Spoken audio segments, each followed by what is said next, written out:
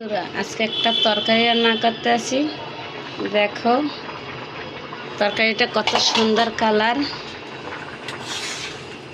আমি আলু, ডাঁটা, এই যে কাঁঠালে বিচি এই একসাথে করে চিংড়ি মাছ দিয়ে রান্না করতেছি। চিংড়ি মাছ দিছি, বাগার দিয়ে নেব। এখন আমি তেল দিয়ে নেব। এই যে আমি এখন তেল দিয়ে নিয়েছি, এখন জিরে দেবো। দেখো বন্ধুরা তরকারিটা কত সুন্দর কালার। আমি এখন কত কাঁচা জিরা ফোড়ন দিয়ে নেব। আমি জিরাটা ভাজিয়ে নিয়েছি, এখন এই তেল দিয়ে দিচ্ছি।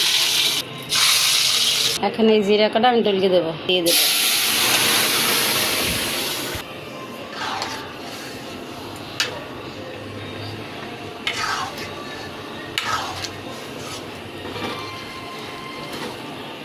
আমি একটু এখন ভালো করে লাড়িয়ে দেবো।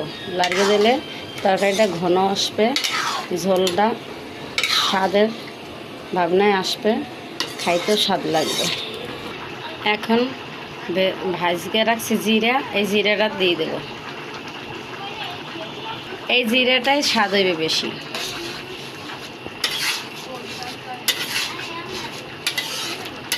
তরকারিটা সেই মজা। আজকে এরকম রান্না করে খেয়েও দেখবে।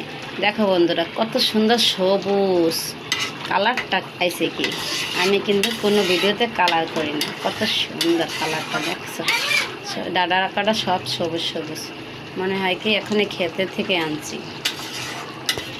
দেখো বন্ধুরা তরকারিটা সেই সুন্দর হয়েছে, দেখতে যেমন সুন্দর খেতেও সুন্দর হবে আর মজাও লাগবে। এভাবে তোমরা রান্না করে খেয়েও খুব মজা হবে। দেখো আমার ডাঁটা কটা কত সুন্দর সবুজ আর এতটা ভালো লাগে।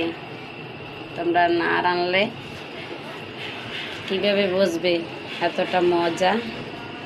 তোমরা বাড়িতে বানিয়ে এভাবে রান্না করে খেয়ে দেখো, সেই স্বাদ।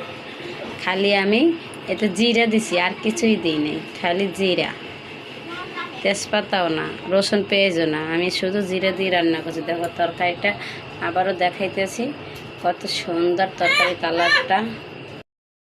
আজকে একটা তরকারি রান্না করতে আসি। দেখো তরকারিটা কত সুন্দর কালার। আমি আলু, ডাঁটা, এই যে কাঁঠালে বিচি এই একসাথে করে চিংড়ি মাছ দিয়ে রান্না করতেছি। চিংড়ি মাছ দিছি, বাগার দিয়ে নেব। এখন আমি তেল দিয়ে নেব। এই যে আমি এখন তেল দিয়ে নিয়েছি, এখন জিরে দেবো।